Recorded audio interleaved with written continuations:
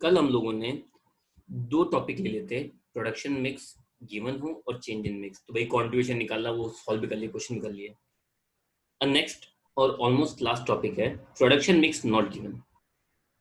Production mix नहीं given है but limiting factor given है। अभी लिमिटिंग फैक्टर को समझने के लिए पहले देखो, प्रोडक्शन के बहुत सारे एलिमेंट्स होते हैं। क्या क्या? मटेरियल, लेबर, कैपेसिटी आवर्स मतलब मशीन आवर्स, लेबर आवर्स, फिर सेल्स, वॉल्यूम में भी या वैल्यू में भी। इसका एक एग्जांपल लेते हैं। भाई एक अमूल कंपनी है जो काफी सारे प्रोडक्ट्स बनाती है, जैसे milk milk products like butter and चीज, चॉकलेट्स, आइसक्रीम। इन सभी के अंदर कॉमन रॉ मटेरियल है मिल्क। अब ये सोचो, अगर मिल्क की अवेलेबिलिटी, जो मिल्क की अवेलेबिलिटी है, ठीक है, वो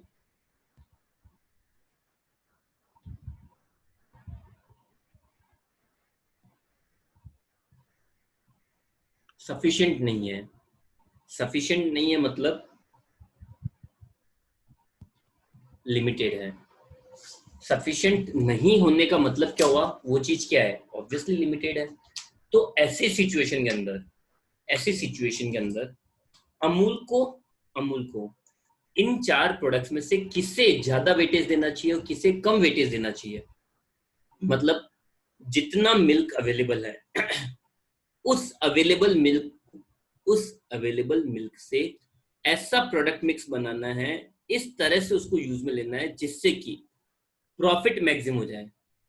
अब ये नहीं हो सकता या चलो ना ठीक है मिल्क ही बनाते सारा, ऐसा नहीं। हर चीज के लिए एक चीज फिक्स है। हर प्रोडक्ट के लिए, कोई भी प्रोडक्ट हो एक्स वाई जेड, सबके लिए एक लिमिटिंग फैक्टर कॉमन रहता है, वो है उसकी सप्लाई और उसकी डिमांड। आप लोग डिमांड से ज्यादा कभी सप्लाई करने की कोशिश नहीं करोगे। डिमांड से थोड़ी कम हो तो चलेगा, लेकिन डिमांड से ज्यादा सप्लाई करना ऑलवेज हार्मफुल है। ठीक है, ये इकोनॉमिक्स का बेसिक कॉन्सेप्ट है कि डिमांड से ज्यादा सप्लाई करोगे तो आपके प्रोडक्ट की वैल्यू भी कम हो जाएगी और उसकी रेपुटेशन भी खत्म हो लग जाएगी और आप हमेशा किस में जाओगे? लॉस में। तो आप लोगों को इस लिमिटेड आइटम को इस तरह से काम में लेना है कि जिससे डिमांड भी सेटिस्फाई हो जाए, ओवर सप्लाई भी नहीं हो और प्रॉफिट भी मैक्सिमाइज हो जाए। तो the point is, limiting factor क्या होता है? प्रोडक्शन के इन सारे एलिमेंट्स के अंदर कोई एक चीज शॉर्ट सप्लाई में है। प्रोडक्शन के इतने सारे एलिमेंट्स के अंदर कोई एक चीज किसमें है? शॉर्ट सप्लाई में है। शॉर्ट सप्लाई मीन्स जितना आपको चाहिए उतना नहीं है, इनसफिशिएंट सप्लाई है। तो इन दैट केस आप अपना प्रोडक्ट मिक्स किस तरह से बनाओगे? तो सिंपल कैलकुलेशन है।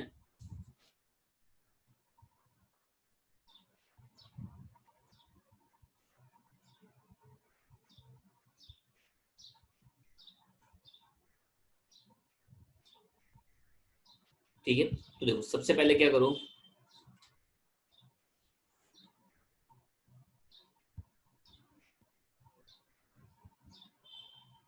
आइडेंटिफाई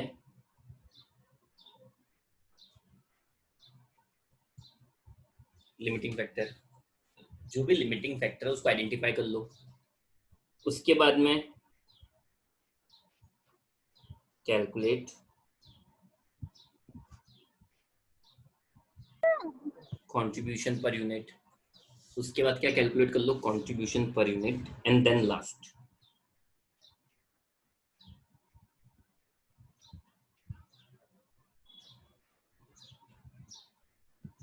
की फैक्टर।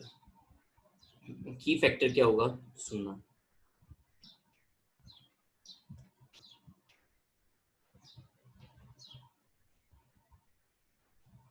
की फैक्टर का पॉइंट हो जाएगा। तो अगर अगर सेल्स इन वॉल्यूम, वॉल्यूम को मैं बोल सकता हूँ क्वांटिटी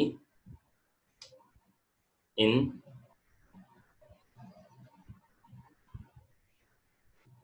शॉर्ट सप्लाई। अगर sales in volume short supply में है, sales in volume short supply में है, तो इन दैट केस आप लोगों का की फैक्टर होगा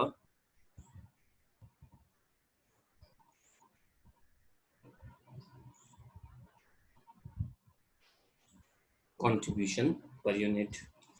Second,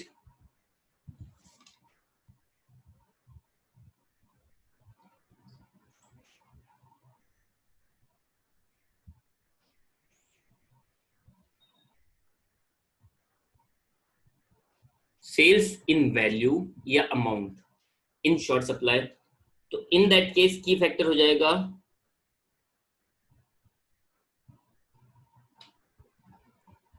प्रॉफिट वॉल्यूम रेशियो, और मैं ये मानता हूं कि इस स्टेज पे आने के बाद में प्रॉफिट वॉल्यूम रेशियो का फॉर्मूला सबको याद ही होगा. लास्ट में other production elements are in short supply. Other production elements are in short supply. तो इन दैट केस आपके की फैक्टर क्या होगा?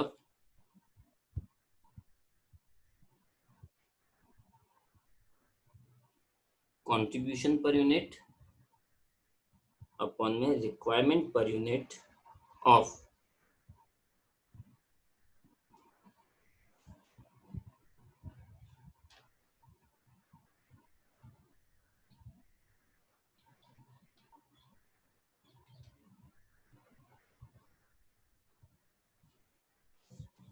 कंट्रीब्यूशन पर यूनिट अपॉन में requirement per unit of limiting factor, जो भी शॉर्ट सप्लाई में है उसकी रिक्वायरमेंट. चलो 3 पॉइंट हुए ओवरऑल. प्रोडक्शन मिक्स के लिए आपको क्या करना है? प्रोडक्शन मिक्स की कैलकुलेशन के लिए क्या करना है? सबसे पहले आइडेंटिफाई करना है आपको लिमिटिंग फैक्टर क्या है. सबसे पहले आइडेंटिफाई क्या कर लो? जो लिमिटिंग फैक्टर है उसको. देन कैलकुलेट कर लो कंट्रीब्यूशन पर यूनिट. उसके बाद में की फैक्टर मींस आपको किस चीज को बेस बना के आगे कैलकुलेशन करनी है. तो अगर सेल्स क्वांटिटी मतलब वॉल्यूम अगर लिमिटेड है तो आपका की फैक्टर होगा कंट्रीब्यूशन पर यूनिट. अगर सेल्स अमाउंट में, सेल्स वैल्यू में अगर शॉर्ट में है तो आपका की फैक्टर होगा पीवी रेशियो. और अगर आप लोगों के लिए कोई दूसरा production element like material, labour, production hours, machine hours ये लिमिटेड है तो आपका की फैक्टर होगा कंट्रीब्यूशन पर यूनिट अपॉन में requirement per unit of limiting factor. तो इस की फैक्टर के बेस पर आपको रैंक देनी है और उसके बाद में प्रोडक्शन मिक्स कैलकुलेट करना है. ठीक है.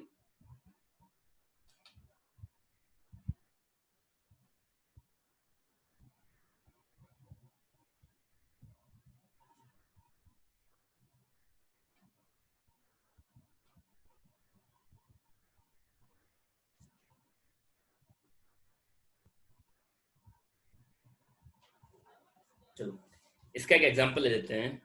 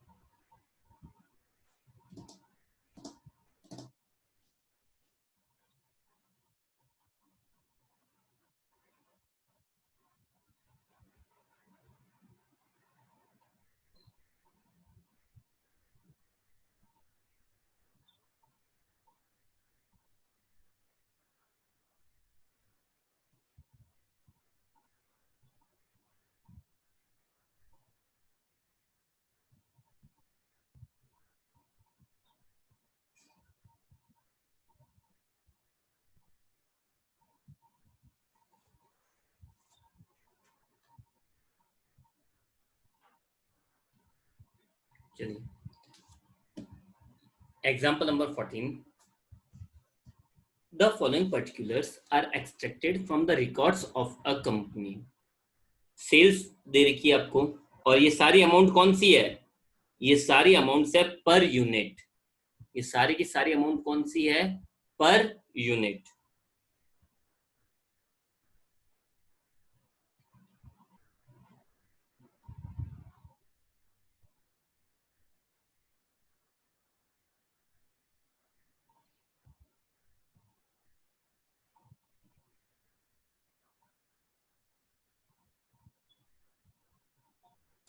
तो सुनना, तो आपको देखो सारी इंफॉर्मेशन जो दे रखी है वो कैसे दे रखी है? पर यूनिट के अंदर ये सारी पर यूनिट अमाउंट है। तो सेलिंग प्राइस हो गया 100 रुपए per unit. Consumption of material, तो एक यूनिट बनाने में आपको चाहिए 2 किलो। एक यूनिट बनाने में आपको कितने चाहिए? 2 किलो। और बी की एक यूनिट बनाने में कितने किलो मटेरियल चाहिए? 3 किलो। ठीक है। मटेरियल कॉस्ट दे रखी है 10 रुपए 15 रुपए। वेजेस कॉस्ट दे रखी है 15 और 10। डायरेक्ट एक्सपेंसेस दे रखे हैं, मशीन आर्ट्स दे रखे हैं, फिक्स्ड ओवरहेड दे रखे हैं 5 रुपए और 10 रुपए पर यूनिट, और वेरिएबल दे रखे हैं 15 और 20 रुपए पर यूनिट। ठीक है। इसके बाद में डायरेक्ट वेजेस 5 रुपए पर आ रहा है। ठीक है। डायरेक्ट वेजेस कितनी है? 5 rupees per hour. Okay. So comment on the profitability of each product, both use the same raw material when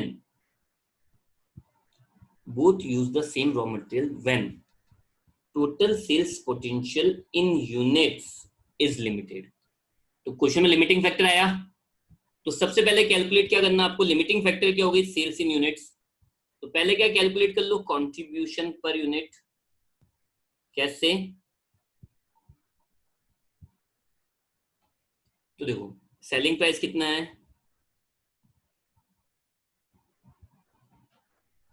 selling price कितना कितना है? 100 and 120 less variable cost. Variable cost क्या क्या है? तो देखो मटेरियल 10 और 15, वेजेस 15 और 10, डायरेक्ट एक्सपेंसेस 5 और 6, फिर वेरिएबल ओवरहेड्स 15 और 20, और ये आ जाएगा कंट्रीब्यूशन पर यूनिट। ठीक है। तो ये कितना कितना हो जाएगा? 15 5 20 30 40 45, तो ये आ गया 55 रुपए पर यूनिट। और ये हो जाएगा 25 25 35 41 40 120 माइनस 41 15 7 51 रुपए 120 माइनस 51, तो ये हो जाएगा 69। ओके। चलो पहला पॉइंट क्या पूछा है? Total sales potential in units is limited. तो मेरे यहाँ पे की फैक्टर क्या होगा? मेरे यहाँ पे की फैक्टर क्या होना चाहिए? What should be the key factor?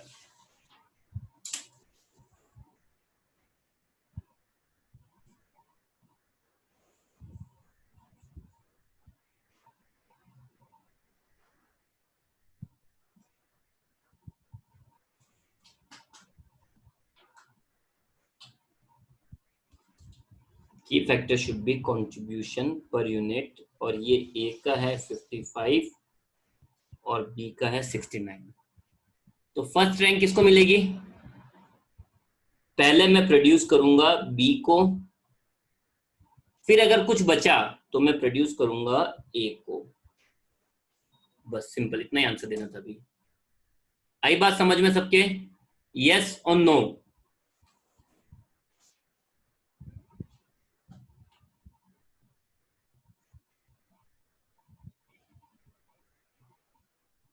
चलिए आगे।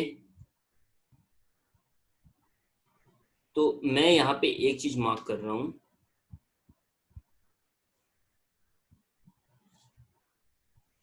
Contribution per unit was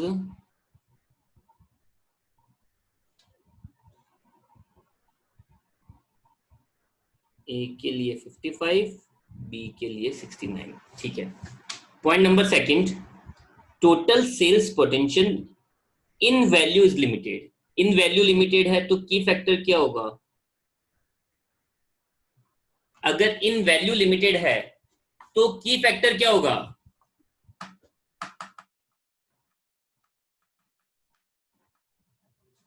PV ratio. PV ratio formula होता है सी अपॉन में एस इंटू 100। तो ए के लिए कंट्रीब्यूशन है 55, सेलिंग प्राइस था 100 इंटू 100, तो ये आ जाएगा 55%। बी के लिए 69 अपॉन में 120,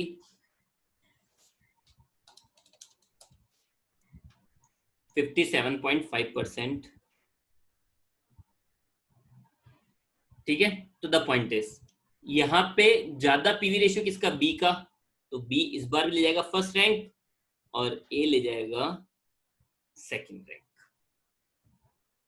ओके, चलो नेक्स्ट पॉइंट लेते हैं। Third point, raw material is in short supply. Raw material short supply में है, तो अब की फैक्टर क्या होगा?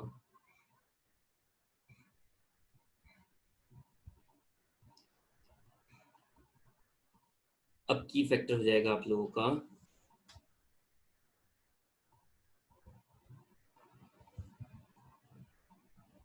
की factor is equal to contribution per unit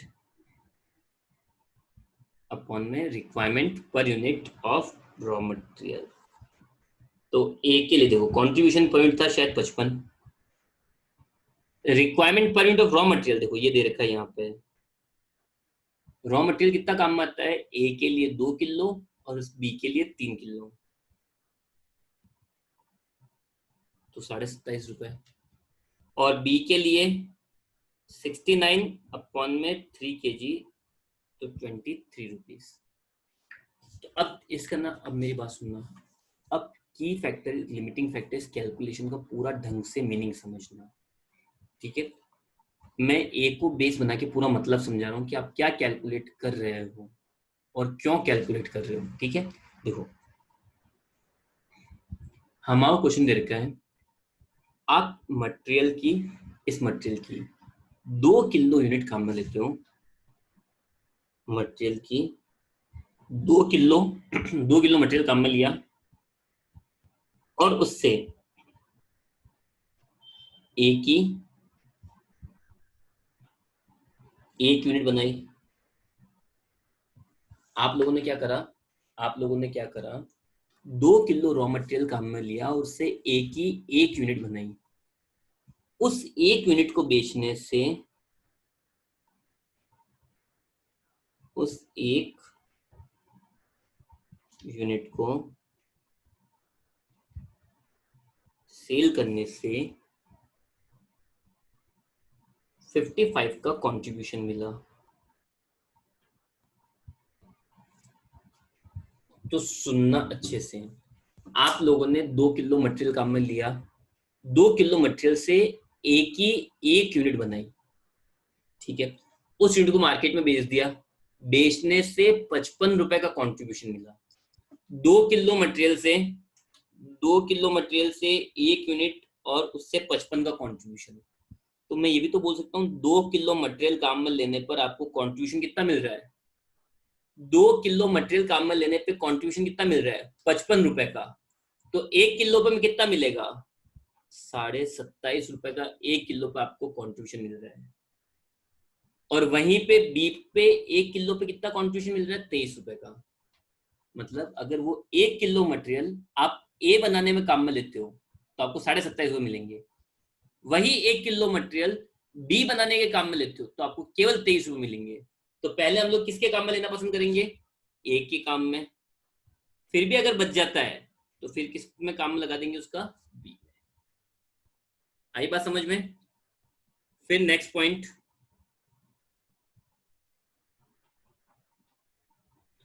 production capacity in terms of machine hours is limited. तब भी की फैक्टर का फॉर्मूला सेम हो जाएगा, कंट्रीब्यूशन पर यूनिट अपॉन में machine hours per unit, contribution per unit upon में machine hours per unit. तो एक के लिए देखो कंट्रीब्यूशन था 55 रुपए का, मशीन आवर्स देखो ये दे रखे हैं कितने, 3 घंटे, तो 55 डिवाइडेड बाय 3 18.33, और बी के लिए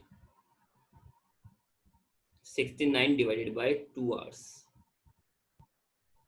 ठीक है, तो ये हो जाएगा। तो अब किसको प्रायोरिटी मिलेगी? ऑब्वियसली बी का ज्यादा, तो बी को प्रायोरिटी मिलेगी। तो यहां तक सबके समझ में आया क्या, यस और नो? यहां तक सबके समझ में आया क्या, यस और नो? चलो लास्ट पॉइंट,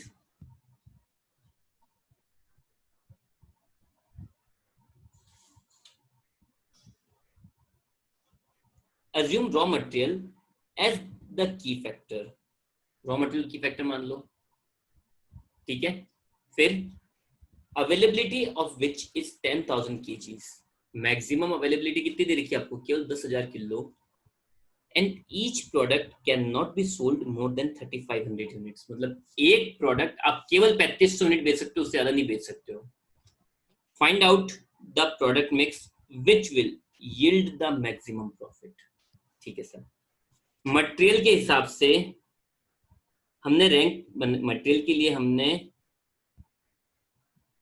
की फैक्टर निकाला था, और उसमें रैंक फर्स्ट किसकी आई थी, ए की, और सेकंड किसकी आई थी, बी की। ठीक है, हमने निकाला था इसलिए उसी को बेस बना रहा हूं मैं।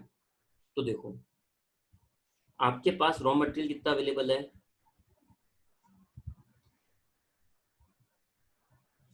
हम लोग निकाल रहे हैं प्रोडक्ट मिक्स। तो आपके पास में रॉ मटेरियल कितना अवेलेबल है बताओ, रॉ मटेरियल कितना अवेलेबल है, ये दे रखा है अवेलेबिलिटी ऑफ रॉ मटेरियल कितनी दे रखी है, 10,000 kg। पहले मैं क्या बनाऊंगा, पहले क्या बनाऊं, ए या बी? पहले मैं क्या प्रोड्यूस करूं, ए और बी?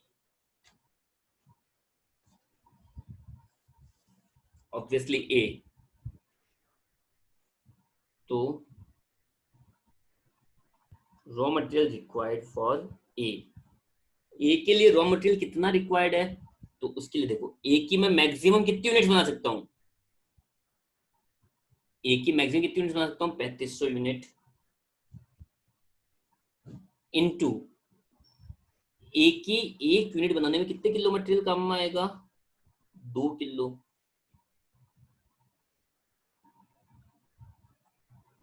7,000 किलो बच गया, बचे हुए से आपको बनाना क्या है, सॉरी 3,000 किलो बच गया, और बचे हुए से बनाना क्या है, केवल बी, रिक्वायर्ड फॉर बी। अब बी के लिए क्या रिक्वायर्ड है वो देखो, टोटल मटेरियल कितना बचा आपके पास में, 3,000। सो रिक्वायर्ड क्या, पॉसिबल निकालेंगे यहाँ पे, रिक्वायर्ड नहीं है क्या निकाल लेंगे, पॉसिबल फॉर बी। तो बी के लिए देखो, बी के लिए 3,000 किलो टोटल मटेरियल बचा, और एक यूनिट बनाने में आपको 3 किलो मटेरियल चाहिए। तो आप मैक्सिमम कितनी यूनिट बना पाओगे, और ये पूरा 3,000 किलो मटेरियल कम हो जाएगा। तो आपका प्रोडक्शन मिक्स क्या हुआ, ए की 3500 यूनिट्स, और बी की कितनी बन रही है, 1,000 यूनिट्स। ए की 3,500 और बी की 1,000। ठीक है, नाउ द पॉइंट इज, अब आगे चलते हैं। प्रॉफिट निकालने के लिए कैलकुलेशन ऑफ प्रॉफिट, तो पहले निकाल लेंगे टोटल कंट्रीब्यूशन और लेस कर देंगे फिक्स कॉस्ट, दैट्स इट। ठीक है, आई बात समझ में सबके? तो कल बेसिकली सीएमए वालों के हिसाब से हमारी कल लास्ट क्लास हो जाएगी, कल ये चैप्टर फिनिश हो जाएगा आप लोगों का, एटलीस्ट मॉड्यूल से कंप्लीट हो जाएगा। ठीक है, ओआर की क्लास